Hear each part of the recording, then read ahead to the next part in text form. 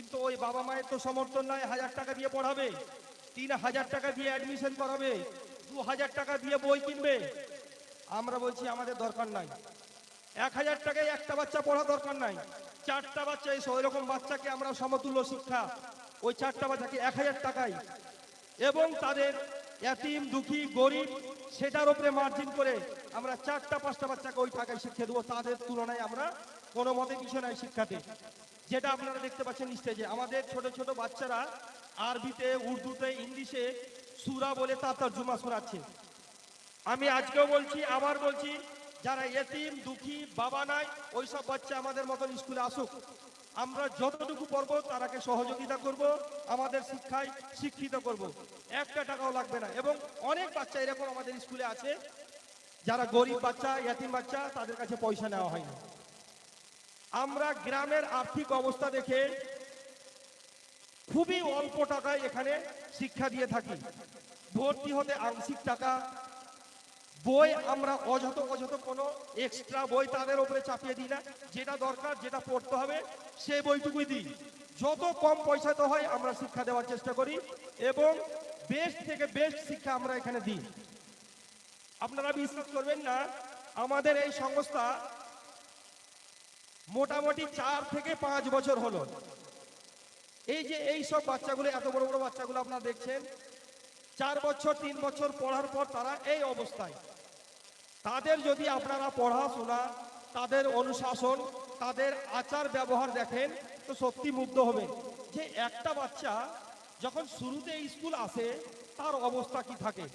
না সে ঠিকভাবে সাজতে জানে, না তার পোশাক পরিষ্কার পরিচ্ছন্নতা থাকে, এমনকি অনেক গার্জেন রেখে যায় বাচ্চার নাক বইছে, বাচ্চা ঠিকভাবে সিধা করতে পারে না।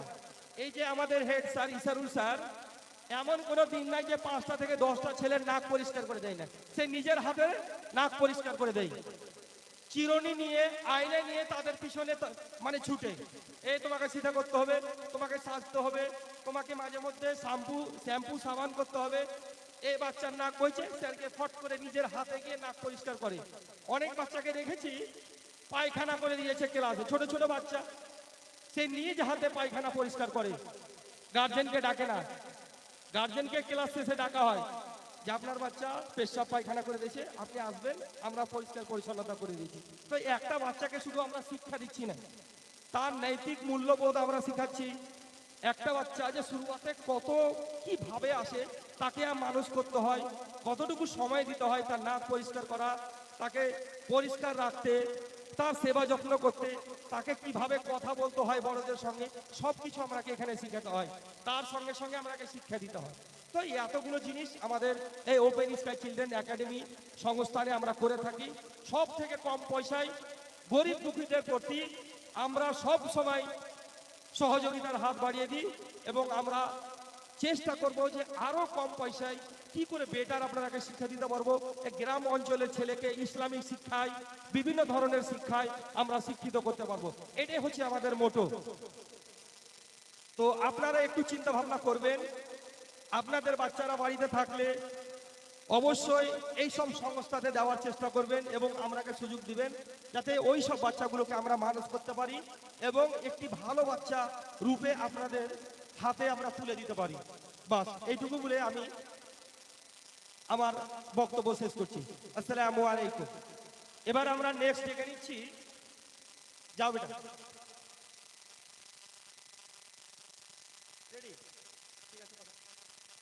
এবার এখানে একটি গ্রুপ নাচ তো নয়, একটি মেসেজ বলতে পারি যে পর্দা, এই যে আমরা পর্দার মহত্বটা কি, পর্দা আমরা কেন করব, এই মেসেজটা আপনাদের সামনে দেওয়া হবে কিছু মেয়ে দেওয়ারা।